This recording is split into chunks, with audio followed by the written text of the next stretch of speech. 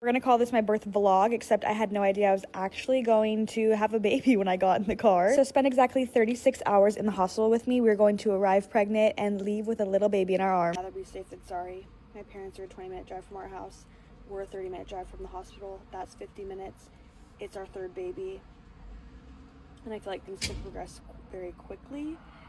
So fingers crossed they don't turn us away and we get to have a baby tonight. I'll be really embarrassed if they turn us away, but I mean, again, I'd rather be safe than sorry. I might just camp out in the Dairy Queen parking lot and have Tristan spoon feed me a blizzard while I cry into it. Tristan and I both thought we were for sure getting turned away from the hospital when we arrived. That's why we were acting so nonchalant. It's your over-under that they turn us away.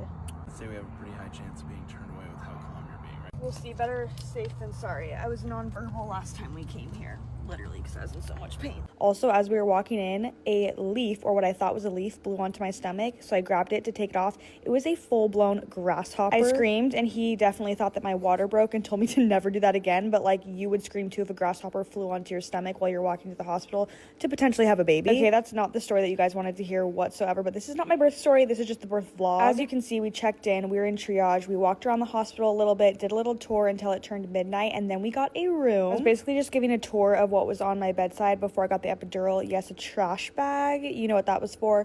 Some Cheez-Its, because once you get the epidural you can no longer eat, and then a fan because I was sweating and almost passed out. Can I give you a huge piece of advice if you've never given birth, especially if you give birth overnight? Let your partner sleep when there is time for them to sleep. They are not running on the same adrenaline that you are running on as the mom giving birth. And I'll be honest, the last thing you want is your partner nodding off while you're literally sitting there pushing, so let them sleep when there's downtime. Okay, I'm getting so sidetracked, but obviously baby Telly arrived and so much happened in between then. Remember that we got there at like 10 p.m. in the evening and now it's the morning time. It definitely did feel extremely weird to literally give birth and then order a coffee. Like, I felt like the world just completely stopped for a solid 12 hours. But no, it was the morning, and while everybody was sleeping, we were delivering a baby. My two boys came. If you have toddlers, you know. One was very interested in the baby, one was more interested in the hospital. Chaos that was those two arriving like only a few hours after giving birth was quite the moment. Our sweet friend Brie literally dropped everything to come videograph the boys meeting baby Teller. She actually also videographed our wedding, so she has been a part of the entire journey with us. Any second that we had after that, we were attempting to sleep because we literally felt like zombies. We had not slept since Saturday night. In my previous two deliveries, 24 hours postpartum was the most adrenaline I had ever had in my entire life. That was not my experience this time. I was in so much pain from the postpartum contractions, way more painful than my actual labor and delivery.